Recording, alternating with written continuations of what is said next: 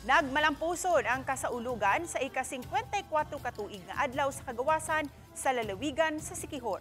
Ang detalye sa report ni Orchid Slapingkaw. Gipahigayon ang Grand Parade nga gisalmutan sa mga empleyado sa gobyerno ug nagkadaiyang pribadong grupo.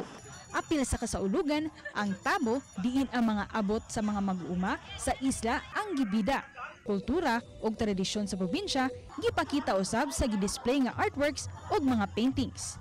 Gikalipay sa Isla Calayo Arts Guild nga gihatagan sila og kahigayunan sa pagpakita sa cultural heritage sa probinsya sa Siquijor. Nalipay kayo may kay dako kay namong oportunidad may nga maka-showcase amo ang mga artworks diri sa isla sa Siquijor. Gikalipay samahan sa probinsya ang pagbanhay sa kultura o tradisyon sa ilang isla.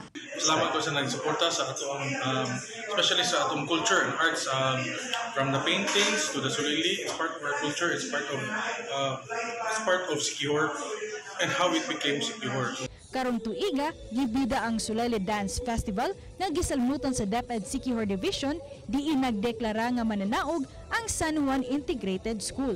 Gitapos ang selebrasyon sa fireworks display. Nagpasalamat gyud ko nga nagkahiusa ang mga katawhan sa dinhi nato sa atong probinsya ika-54 araw ng Siquijor.